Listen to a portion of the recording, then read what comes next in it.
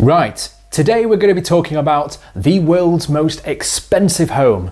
A home that neither you or me will ever be able to afford in our lifetimes, or 20 lifetimes for that matter.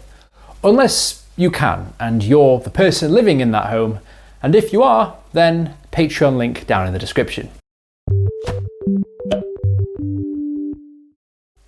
Hello! Welcome to Brain Spill, the laziest show on the internet. My name is Tank, and as far as homes go, you get a whole spectrum. You get small one-bedroom crack dens to multi-million-dollar mansions. But the home we're going to be talking about today trumps every other home you'll ever see, because it's absolutely insane, and also the world's most expensive home. And to find this home, where do we have to look? Well, the answer is Mumbai, India. One place that you may not think that the world's most expensive home is in, but when I get explaining as to why, things will become pretty clear pretty quickly. The home is owned by billionaire industrialist Mukesh Ambani. He is a businessman, director and managing director of a Fortune 500 company, Reliance Industries Limited, which is a major player in India's export market. So yeah, this guy is pretty rich, and you can only imagine the kind of house he lives in as a result. Yes, so rich in fact, that this is his house.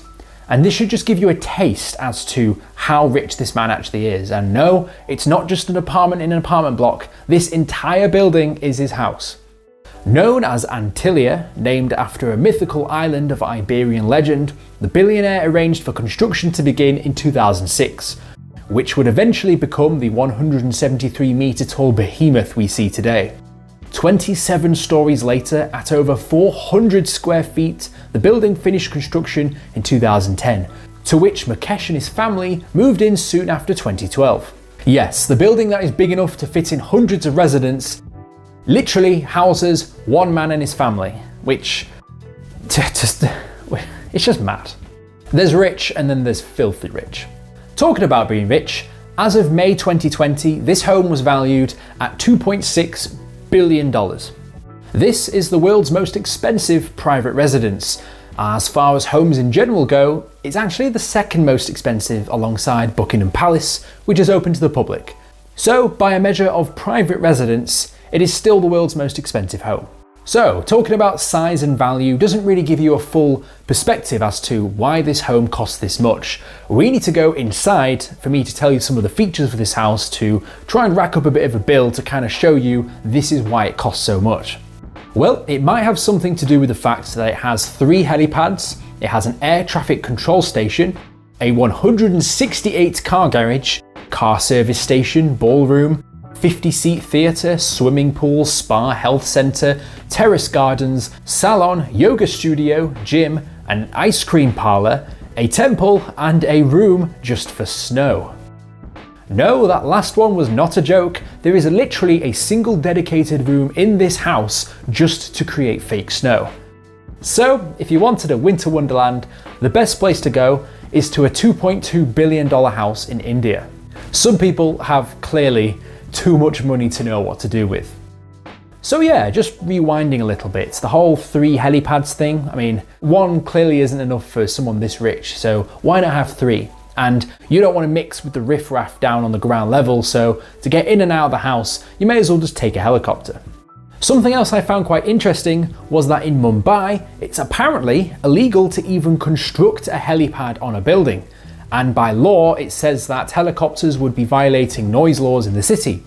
To which, again, if you're rich enough to have it on your house, then you're probably rich enough to tell people where to stick it. If, for whatever reason, you're not fortunate enough to enter the building via one of the 3 helipads, if you walk through the main doors, you will have access to 9 high-speed lifts, which will take you pretty much anywhere in the building. That's where you can enjoy many of the places built inside the house, such as a 50-person theatre, which I was about to question how you can find enough people to even fill out that theatre. But then again, if you're that rich, then making friends isn't really going to be an issue for you now, is it? Imagine playing hide and seek in this building. You'd probably get lost in there for days, and you've got so many places you could go, it's insane, including many of the additional balconies and rooftop gardens, which are just dotted around the building just because he can. The building itself has a lot of vegetation on the outside, intended to absorb a lot of the Indian sun, keeping the inside of the building as cool as possible. Which does not make a lot of sense, because if you're surely that super rich, then an aircon system would probably sort you out, you know, as a multi-billionaire. The building was constructed initially at military grade level, meaning that it can withstand attacks, explosions and earthquakes, so as far as the building's standing, it's in pretty good shape. Despite the fact that only 6 people live here, they have a staff force of about 600 people working for them in a variety of positions such as gardeners, cleaners, cooks, security, and many others who service the needs of the, well, of course, massive family of 6 people that live there. Now, we can't really be talking about this house unless we address the elephant in the room, and no, I'm not talking about that giant statue of the Hindu god Ganesh.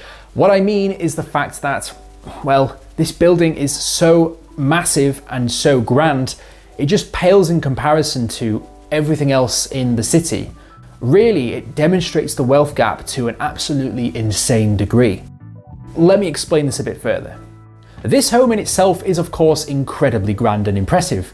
However, just a few blocks away in very close proximity is the huge slum of Mumbai, home to more than 1 million people and what remains of an old fishing community, largely swallowed up by the contrasting and booming part of the city.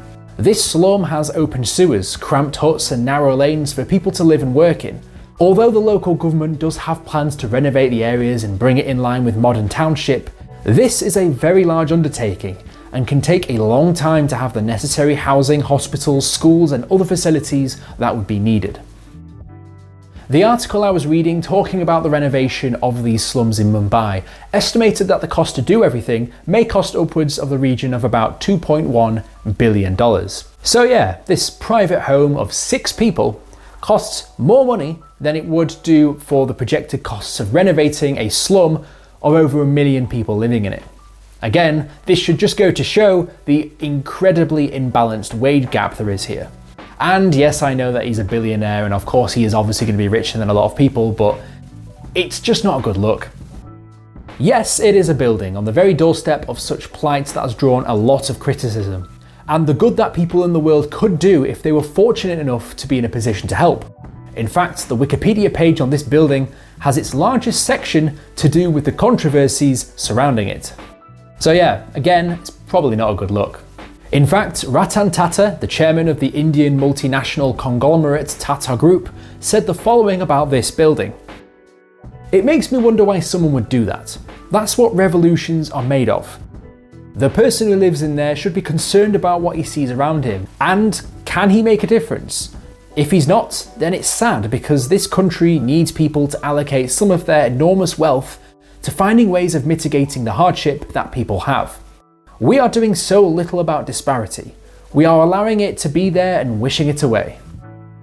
This lack of empathy and compassion is shared by a lot of people on the project. And no, I'm not saying it's wrong for people to enjoy the money they have, but when you wake up in the morning and you open the curtains on your 27-story fucking building, you can look out the window and look to the slums in the very town you're in and think, you know what, maybe I could do a little bit more to help. But yeah, that's just one man's opinion. If you like the video, be sure to like and subscribe. If you want to be notified as soon as I upload my next video, be sure to hit the bell button. And if you've got any ideas for what topics you'd like me to discuss next, let me know down in the comments below. As always, sources used in the video will be in the description. So yeah, after spending the last 10 minutes talking about this topic and talking about a 27-story multi-billion-dollar house, I'm now going to go back to a life of me trying to pay rent on my 1-bedroom flat. So I'll see you guys in the next video. Fantastic.